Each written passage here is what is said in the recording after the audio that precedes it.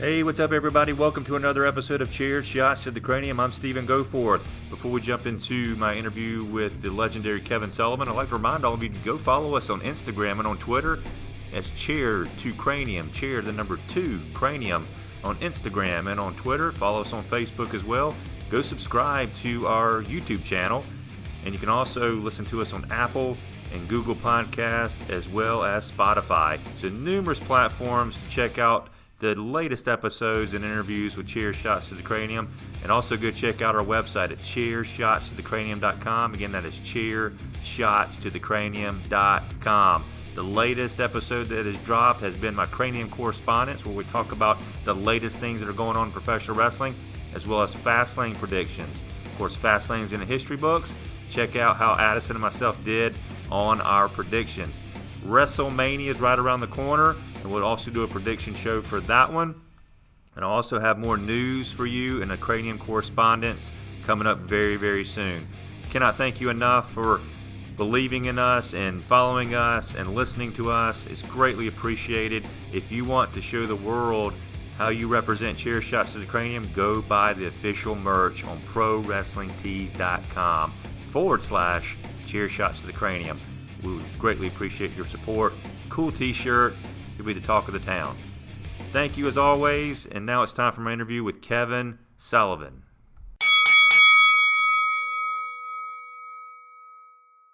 Ladies and gentlemen, welcome to Chair Shots to the Cranium Interviews. I'm Stephen Goforth. I'm thrilled to sit down with a true legend in professional wrestling. He's contributed over 40 years of his life to the business, won numerous championships, led some of the most historic wrestling factions in history, and made tremendous contributions to professional wrestling as a booker for World Championship Wrestling. It's my pleasure to speak with one of the most evil-minded people to ever exist in professional wrestling, Mr. Kevin Sullivan. Kevin, how are you today? Well, we can stop the interview right now. I've never received that kind of ovation in my life. Thank you very much. You're very welcome. I'm doing good. How are you doing? I'm doing excellent. I really appreciate your time today. I'm more than happy to spend it because, like you, I'm very excited about Universal Championship Wrestling. Very excited. Well, before we jump into your tremendous career, let's talk a little bit about Universal Championship Wrestling, that partnership you just formed with them. You're the Vice President of Talent Relations. How did you hear about UCW? Well, I started to hear about them through people. I still travel all over.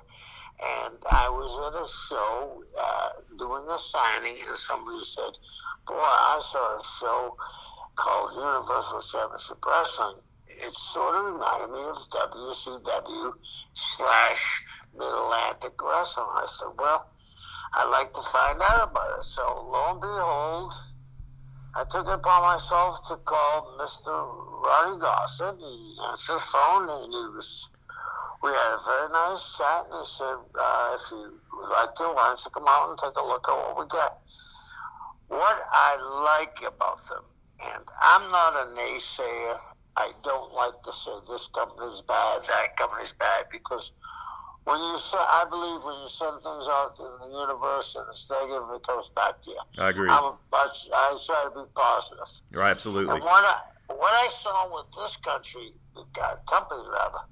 this was like, back in the day, to me, when I first went to wrestling as a kid, it was like, if you didn't like the sword swallowers, hold on, the acrobats are coming. If you didn't like that, you're going to see the clown car. If you didn't like that, Gunther Gabriel Williams was going to put his head in the lion's mouth.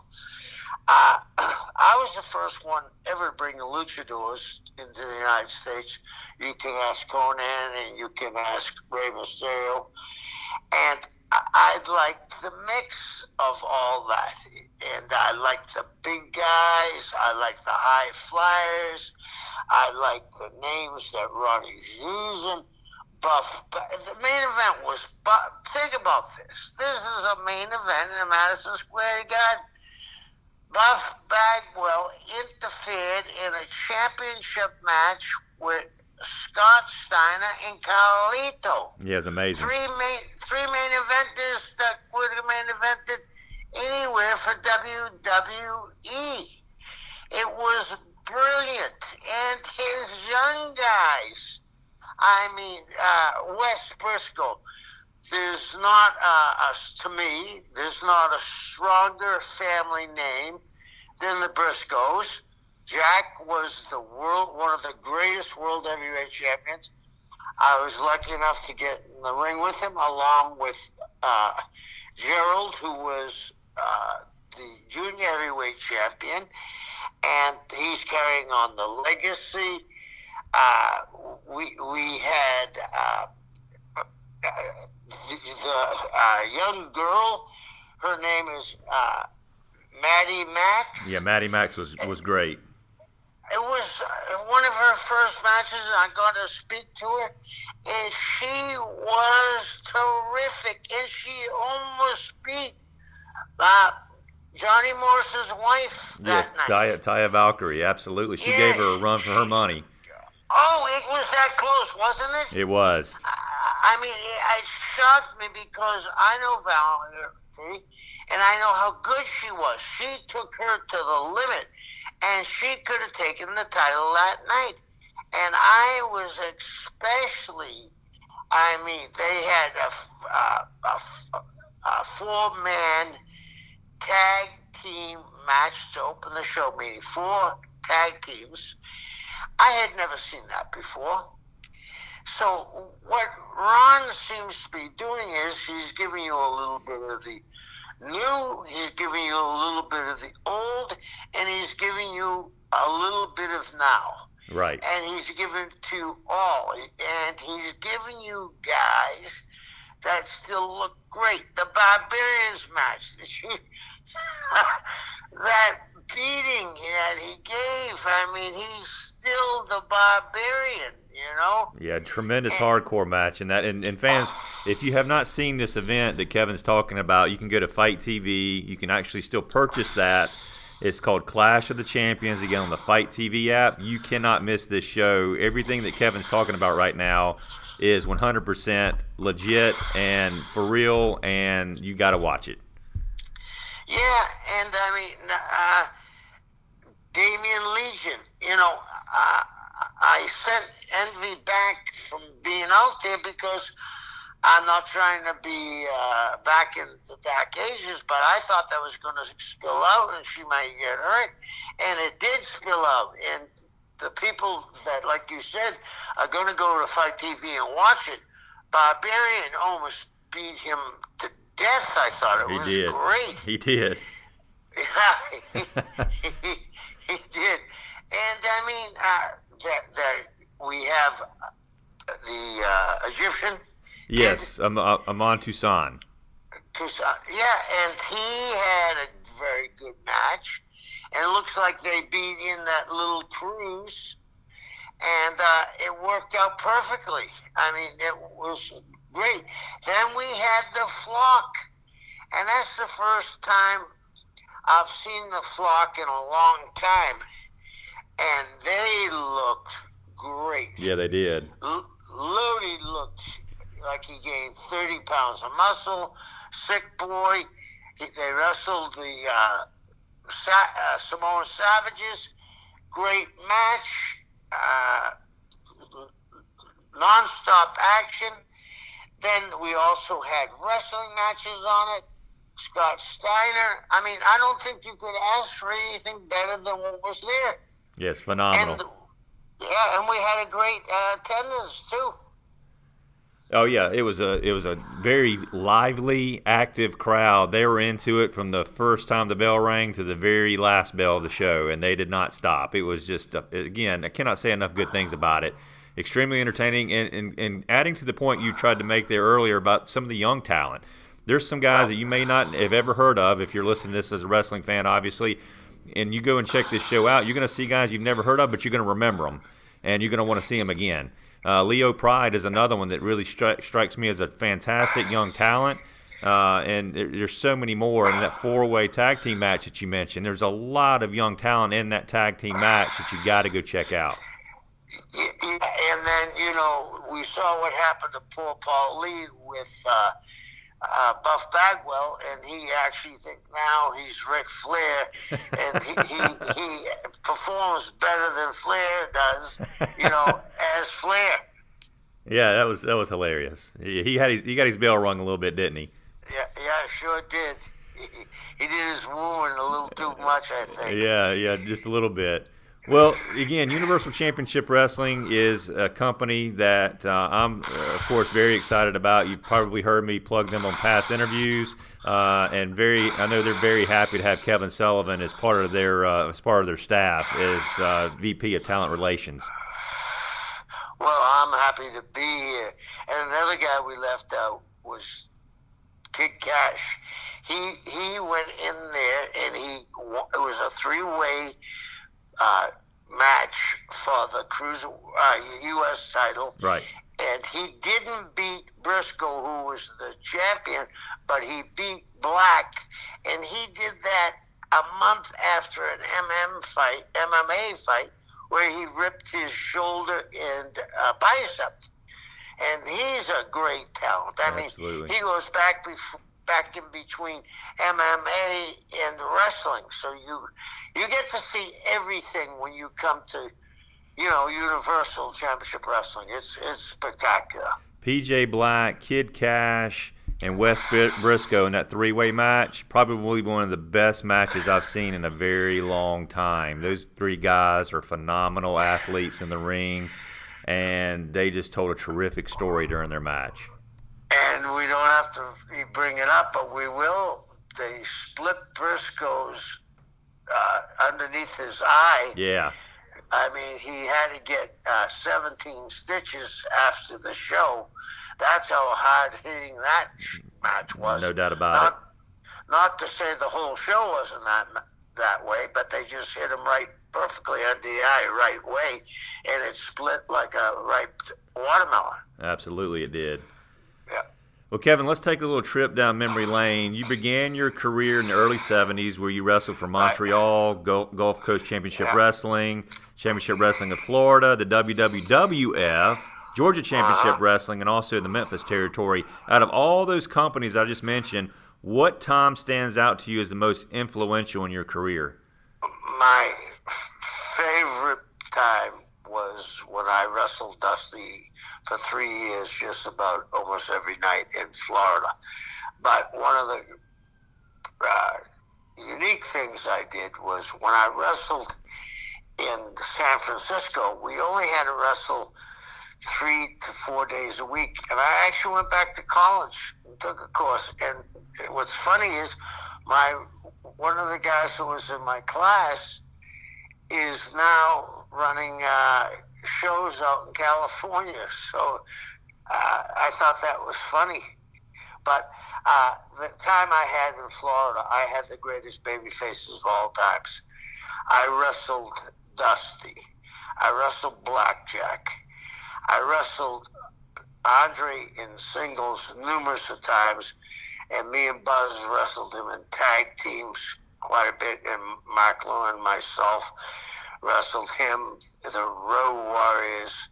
I wrestled at the time, Barry Windham was one of the greatest baby faces of all times. Ric Flair puts him in the top 3. So if Rick says that, that's saying something. I got a chance to wrestle Rick on a few occasions down there. But, Jake was my partner when I started off. Mark Lewin, who I have a special place for. King Curtis came down. It was just the best performers ended up in Florida. You had a terrific time there as well, I agree. Yeah. I mean, some of your matches, I remember watching some of those, and I went back and watched some and preparing for this interview with you as well, and when it took a trip down memory lane myself, some fantastic matches. Yeah, and they all, then most of them moved to the Mid-Atlantic, and they continue it. I mean, Ricky, Rock and Roll, Ricky Morton and Robert Gibson, they were two of the, they just got inducted, I think it was last year, the Wrestling Hall of Fame.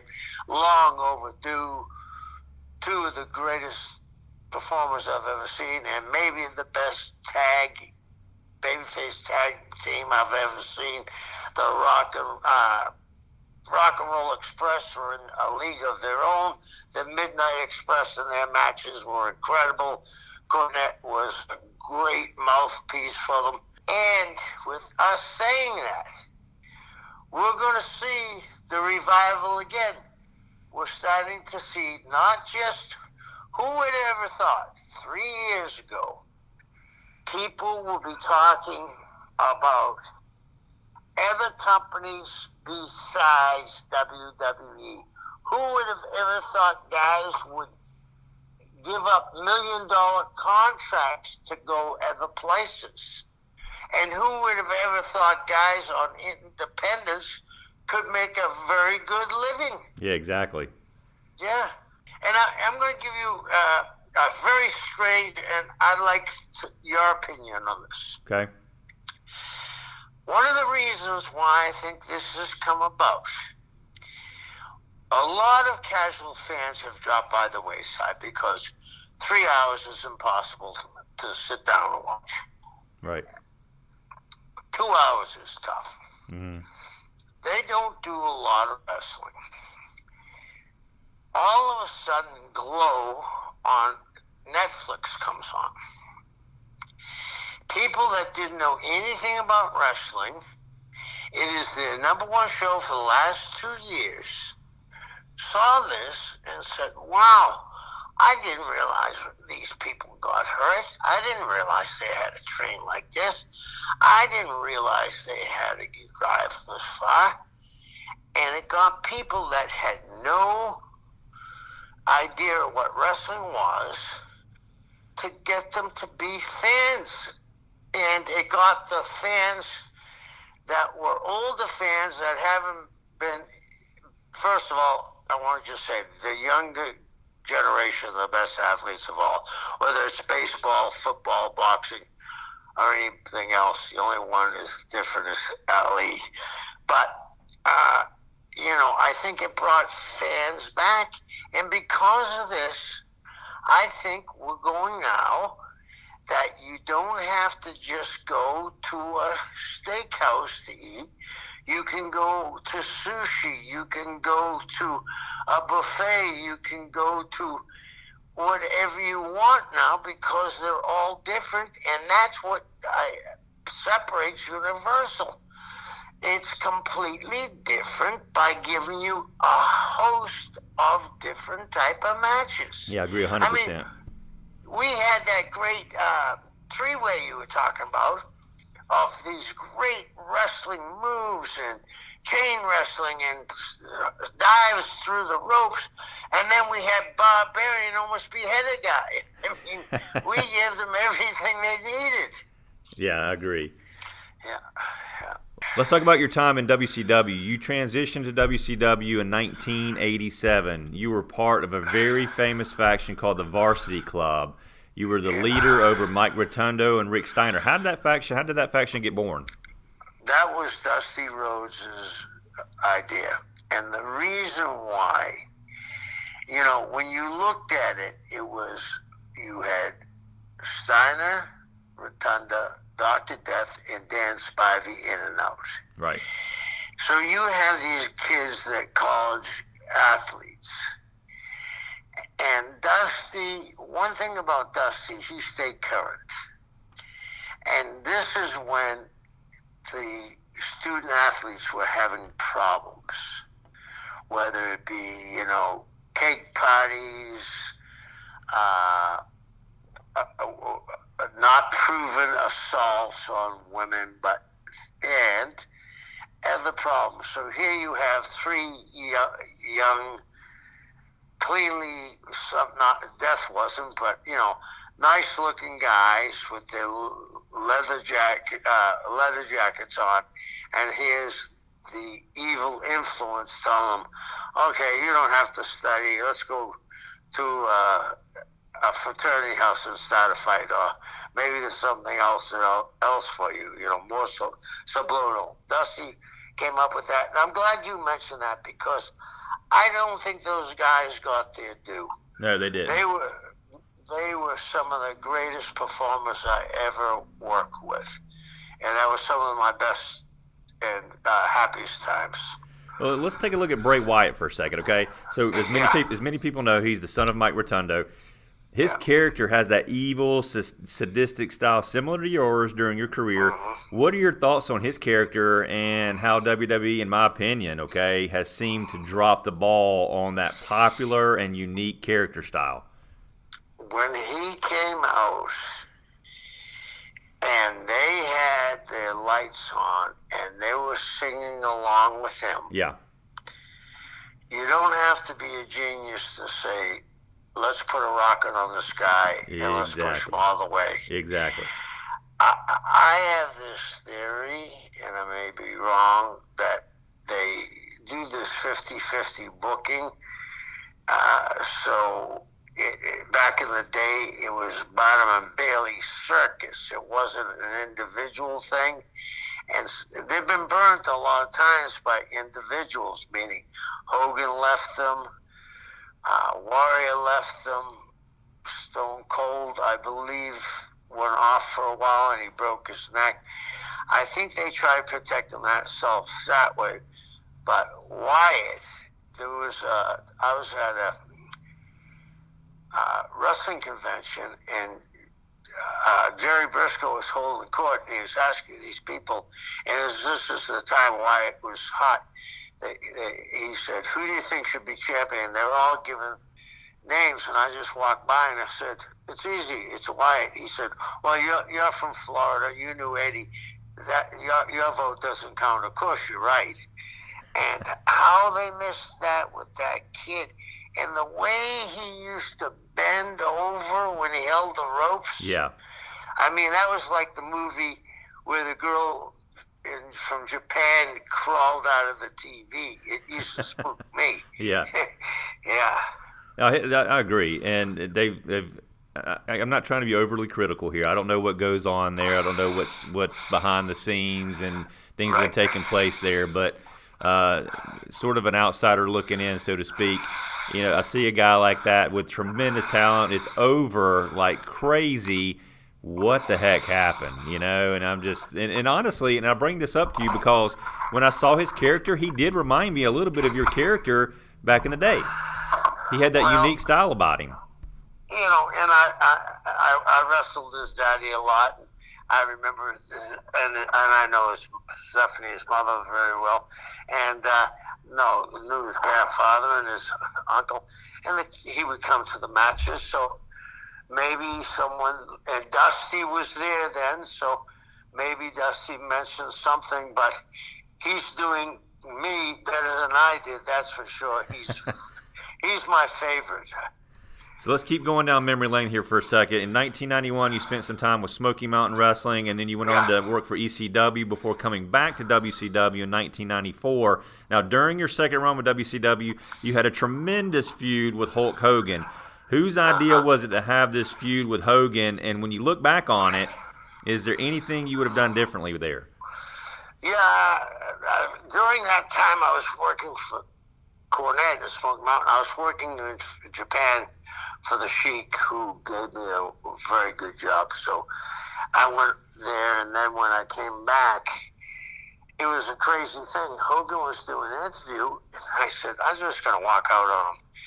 And I walked out on him, and I said, hey, very similar to what I did to Dusty one time. I said, you know, you're talking about doing everything right, say your prayers, take your vitamins, you know, the American dream. I said, you're not working 3 jobs like these people are. You're not doing, you're flying Lear jets. These people are plugging to work and making car payments. I said, I've been waiting 25 years to ask you, who the hell do you think you are? And he responded right off the top by saying, I've been waiting 25 years to tell you who I am and show you who I am. And that's how it kicked off. So was all that impromptu? It was never planned? That was my impromptu, yeah. Nice. That was one thing, yeah. Oh, very interesting. Yeah. So if I'm not mistaken, didn't you play a key role in Hogan turning heel with the n.W.o? Yeah, he slept at my house because everybody was against it, because everybody else was making money off of him. his agents doing the movies. Everybody's afraid. And I said to him, I'll never forget this. And this is how brilliant Gene Okerlund was. Chicago, he came out, and he wasn't dressed in the red and yellow, but he had a black bandana, black crucifix on a black shirt, and they booed him out of the building. And Mean Gene said, you can hear how somber it is here tonight at, I believe it was Chicago Stadium. And I mean, they were booing. When he came back, I went to he had a private dressing room. I said, you got to change, brother. I said, I've been telling you for about a month and a half now, but all these people that are riding on your coattails, you know, he had some people that were getting paid, you know, doing things for him and his agents, and I said, you're going to turn heel. I laid out the finish. And that was in Daytona Beach. I lived a mile from the building on the beach. I made him stay in my house. I had a 3-bedroom house. I made his agent sleep on the couch. Wouldn't let him sleep in the bed. And we waited till the first match was on. We got in and we pulled in, and we did it. And you saw the turn. There's never been a turn like that. Yeah, never will be. Yeah, and I've had this question thrown at me 1,000 times. What if he didn't do it? I said, who would you have put in there? And I said, I would have pulled out a shotgun, and he was going to the ring one way or the other. Because you couldn't have done it with anybody else. It was perfect. No, it was. The three of them were from New York. It actually looked like New York was taking us over. And this is a compliment to Vince. It made it easy for me to get those guys over because he had put such great work getting those guys over. You know what I mean? Yeah. It wasn't like I was starting from the beginning with those guys. He had put a lot of work on those guys for 3 years, and they looked incredible. Nash 7 feet. Razor looked like Tarzan. Hulk was Hulk. And a guy that doesn't get his due, and I'm so happy he's going into the Hall of Fame, is Sean Waltman. Sean Waltman, when you saw those 3 guys, you'd say, oh, I know I can't fight them. But when you saw Sean, you'd say, well, maybe I get a chance. You know, he was just perfect for them. And it should have been the 4 of them and nobody else. Yeah, Sean did a fantastic job as X-Pac, 1, 2, 3 Kid, 6-Pac, whatever character you want to talk about there. I agree with you wholeheartedly. Is that definitely didn't get the credit he deserved at times, and I'm a big fan of him, and I think he did a wonderful, wonderful job. And I'm a big fan of him as a human being, and you know he's come back from a very dark place 15 years ago, and to do that, that's a man. Absolutely. And I have all the respect in the world for him. Absolutely. Now, in 2001, you had your retirement match against Chris Benoit, and then you moved into the full-time role as a booker for WCW. Tell me about that. Tell me about that experience and what you had to deal with after Vince Russo and Ed Ferrara left that position.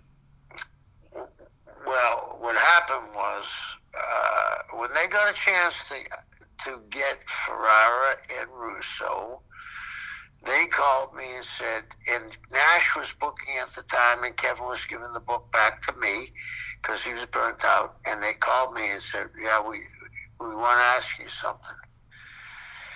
I said, listen, you do what you think's best for the company as long as I'm still employed. They said, of course.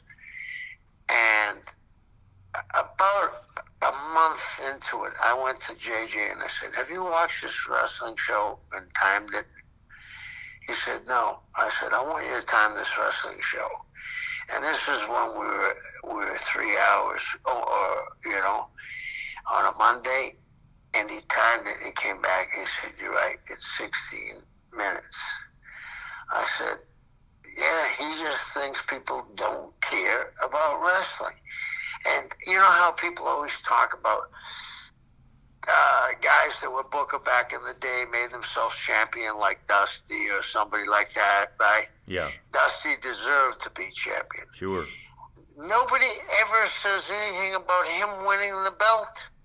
He was a guy from the streets that won the belt. And before that, didn't David Arquette either won it before or after it? Mm-hmm. A guy that was, and I'm not knocking David Arquette because David Arquette did a wonderful thing. He donated his purse to Brian Pillman's family. But it had nothing to do with wrestling. And the day we were at Sturgis, and Hulk was wrestling Jay Leno, and Jay Leno had an armbar on Hulk, and Hulk was selling. I looked at JJ and I said, the Titanic has hit the iceberg and we're going down fast. Wow. Yeah.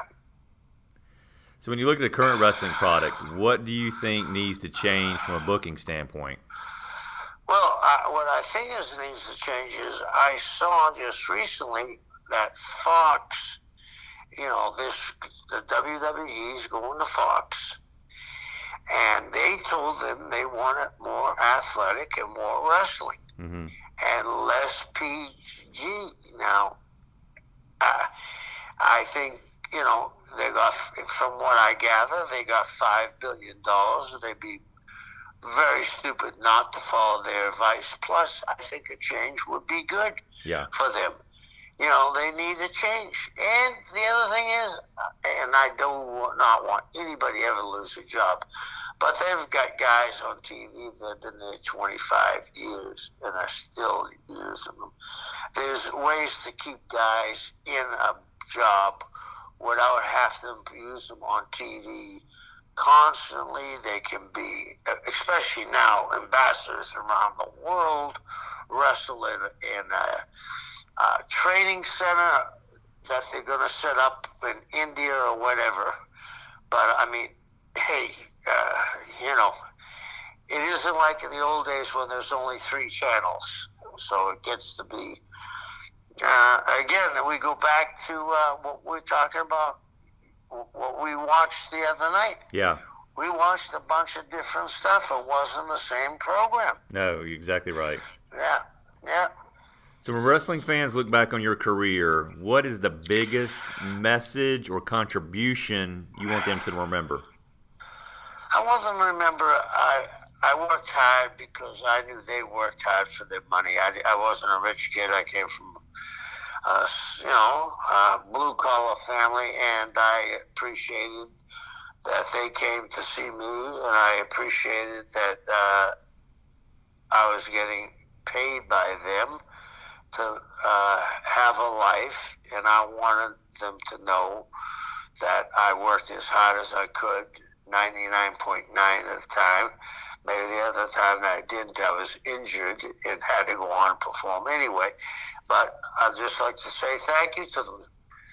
And I'm going to say not thank you and goodbye, but thank you, and let's open this new chapter up, because I'm going to be seeing a lot of them coming to Universal Championship Wrestling, because by next year, you and I will be talking, this will be the hottest thing in the wrestling business. I hope so, and no reason why it shouldn't be. Yep. All right, Kevin, this is the Cranium Shot portion. I'm going to end the interview with the Cranium Shot portion. I love this part. I'm going to say a name, okay? This is going to be a name from your past. You can give me a one-word answer. You can give me several-word answer, whatever comes to mind. You ready? Yep. Jerry Lawler. Jerry Lawler, the King. He was he was a very good wrestler. In his younger years, he was a great bump taker. He knew how to manipulate that territory around him, and he drew nothing but money. I have the utmost respect for Jerry Lawler. All right, Barry Windham. Barry Windham, to me, one of the 3 greatest baby faces I ever worked with. Abullah the Butcher. Loved Abullah the Butcher. He's a man. I did this angle where I was wrestling Austin Idol, and I hated Idol. Mm-hmm.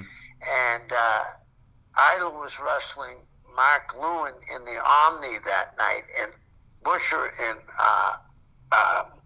Mark were partners. And Butcher ran down and started beating up Idol, and we were going over the finish in the dressing room, and Butcher, being a man, said, I had just come off of bodybuilding. I was about 190 pounds. He said, I can't sell for this kid. He's too small.